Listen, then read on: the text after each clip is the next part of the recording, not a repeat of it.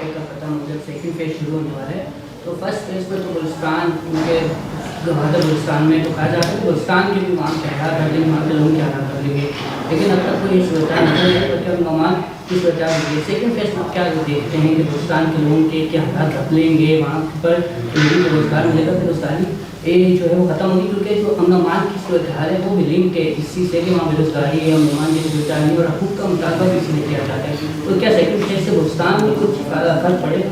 پاکستان میں باقی جو آپ کہاں کے رہنے والے ہیں؟ سر میں ہوں کشمیر کا، لیکن کوئٹہ میں ہوں۔ اچھا، کشمیر میں بے روزگاری کا مسئلہ حل ہو گیا؟ سر لیکن بلوچستان کے تو بھائی میں سر آپ کشمیر کو پاکستان کے ساتھ جوڑے، Kashmir is not a part of Pakistan. جب مطلب اب تمہارا مسئلہ یہ ہے نا کہ سوال کرنے کو حق سمجھتے ہو، جب تم سے سوال کیا جائے تمہیں غصہ آ رہا ہے۔ آپ یار میرا مرضی ہے، میں کشمیر کی نہیں، میں ہندوستان کی بات کروں بھائی، یہ تو حق میرا ہے نا۔ تم نے سوال بھی اپنی مرضی کا کر رہے ہیں اور جواب بھی اپنی مرضی کا چاہیے۔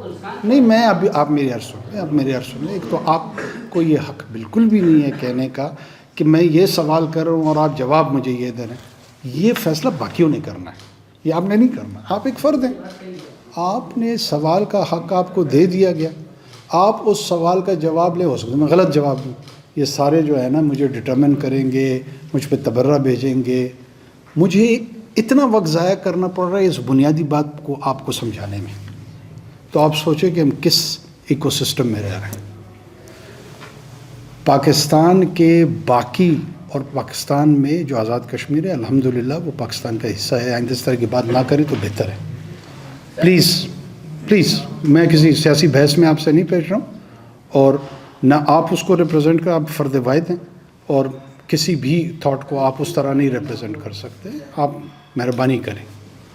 دوسرا، بے روزگاری کی وجہ سے لوگ قتل و غارت گری یہ نہیں کرتے۔ اگر ساؤتھ پنجاب میں کیا روزگار عام ہے لوگوں کا، گلگت میں روزگار عام ہے لوگوں کا، انٹیریئر سندھ میں روزگار عام ہے لوگوں کا، لاہور شہر میں روزگار عام ہے لوگوں کا، وہاں پہ بے روزگاری نہیں ہے۔ تو یہاں ان لوگوں کے سامنے یہ کہنا کہ میں بھی کوئٹہ سے ہوں اور بے روزگاری کی وجہ سے قتل و غارت گری ہوتی ہے، میرے خیال میں یہ بزدلی ہے۔ وہ کہتے ہیں کہ ہماری اپنی شناخت ہے، وہ تم کو آکوپائر کہتے ہیں، تم چاہے ادھر 50 سال سے رہ رہے ہو یا 100 سال سے رہ رہے ہو، سیٹلر کا نام دیتے ہیں، تمہارا ایک ڈومیسائل ہے، تمہیں لوکل نہیں گردانتے ہیں۔ یہ باتیں ہیں یا جھوٹ ہیں؟ اور اس پورے پیرائے میں وہ کہتے ہیں یہ سرزمین میری ہے، یہ ہے، اس کا وارث میں ہوں۔ اس بیانیے پہ وہ ایک علیحدہ مملکت مسلح جدوجہد پہ حاصل کرنا چاہتے ہیں۔ آپ کہتے ہیں کہ جی اگر بے روزگاری نہیں ہوئی ہے تو لوگوں کو خوشحالی نہیں ہوئی ہے تو یہ تمام چیزیں کیسے تبدیل ہوں گی؟ آج کل انہوں نے اسی بنیاد پہ یہ کام کیے زہری میں۔ آپ چیزوں کو مس لیڈ نہیں کرنا چاہیے، اور پھر اس کو لنک کر دینا کہ چائنا کی سی پیک کی وجہ سے تو بلوچستان کے حالات، کس نے آپ کو کہا تھا کہ چائنا کے سی پیک کے آنے کی وجہ سے بلوچستان کے حالات بدل جائیں گے یا پاکستان کے حالات بدل جائیں گے؟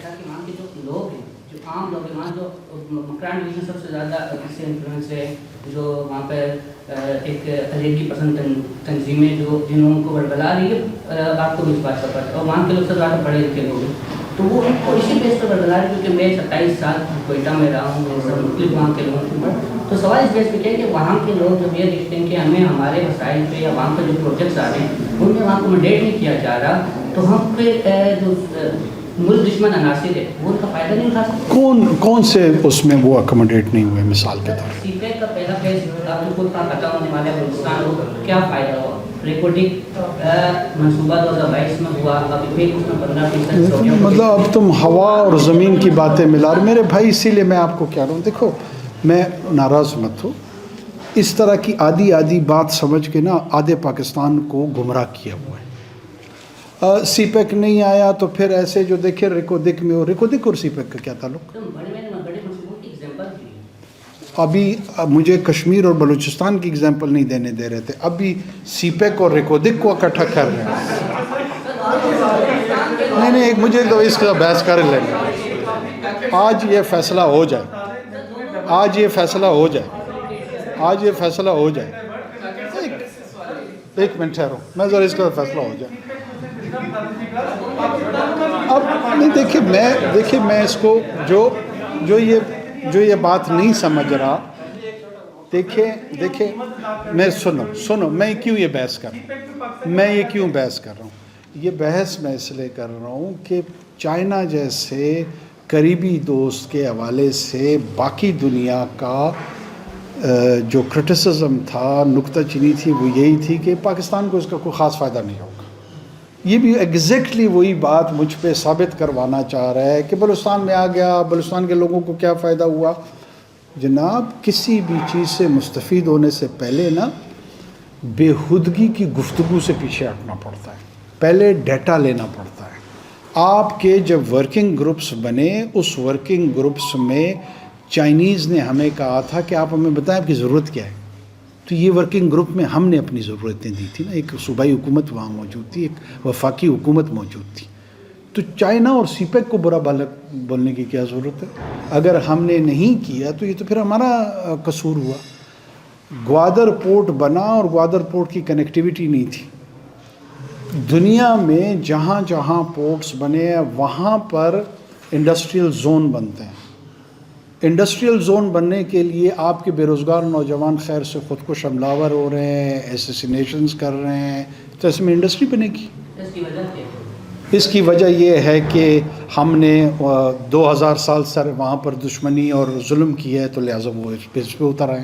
میں آپ کو یہی عرض کر رہا ہوں, وہ کہتے ہیں کہ میری شناخت علیحدہ ہے. آپ کو اگر سمجھ آ رہی ہے تو درست ہے, نہیں آ رہی ہے تو یہ آپ کا مسئلہ ہے. جس طرح ایرانی کہتے ہیں میری شناخت ہے, جس طرح افغان کہتے ہیں میری شناخت, وہ کہتے ہیں میری شناخت علیحدہ ہے, یہ زمین میری ہے, تم اس پہ آکوپائنگ فورس ہو. وہ یہ کہہ رہے ہیں نہیں کہہ رہے, تو اور کیا وجہ چاہیے تمہیں؟ تم بے روزگاری میں وجہ ڈھونڈتے رہو.